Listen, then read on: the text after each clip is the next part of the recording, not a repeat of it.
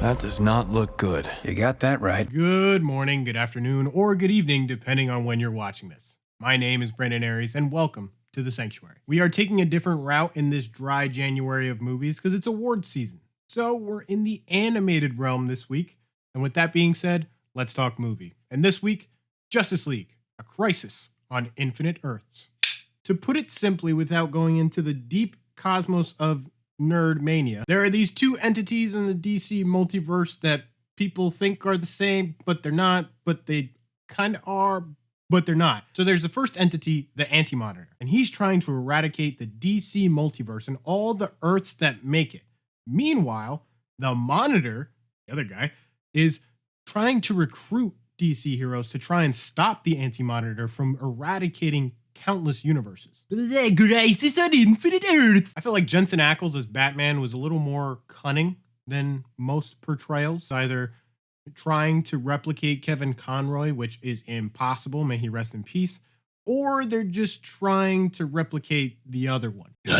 Hearing Jensen Ackles play Batman in this, and then the constant rumors of the DCU looking for a live-action Batman and Jensen Ackles as a maybe, I can kind of see it. Matt Boomer basically being the anchor of this film, being the Flash. We've had an animated Flash film, Flashpoint Paradox, which was great and still one of my favorite animated DC movies of all time. Despite the multiversal colliding, there's a nice balance of multiverse elements, superhero elements, and most importantly, the aspects of heart that bring these characters together and depth and emotional connection, even with the fact that the fate of the multiverse is in flux. Now, I gotta address the major elephant in the room, and that being that pretty much most, if not all, DC animated projects are way better than almost the entirety of the DCEU. By now, we know this is fact. And trust me, I get it. In the superhero genre, sometimes animated is the better way to go. Though that doesn't mean you can't tell a decent story with strong characters and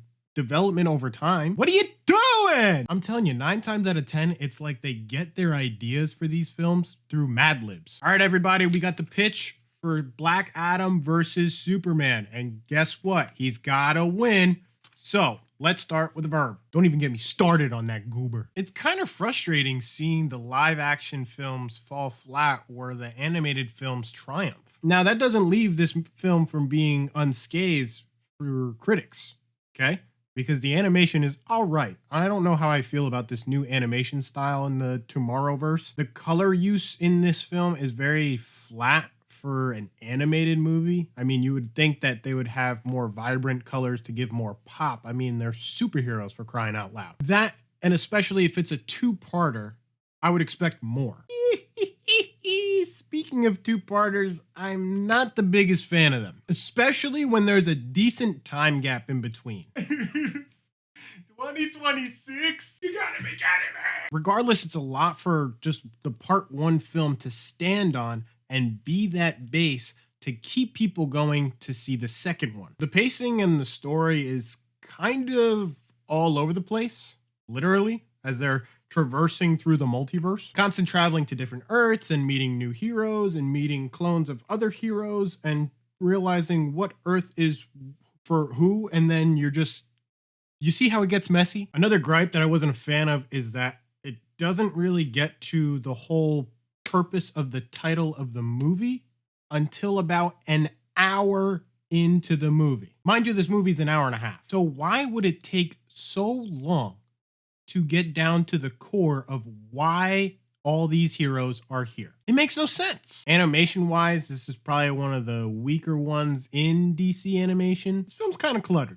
and it's a little rushed for only being an hour and a half, and that's worrisome.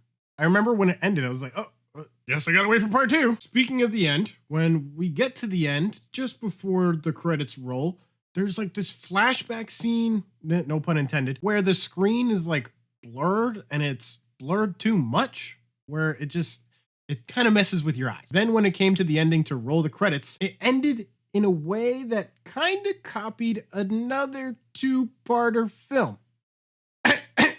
But then it just rolls the credits. You know, at least with, I'm just going to say it, at least with Infinity War, they had this shot where Thanos is looking upon the sunset like he said he would. And he's looking upon a grateful universe. Then you roll the credits because You sit with that moment that the villain won. That moment isn't here.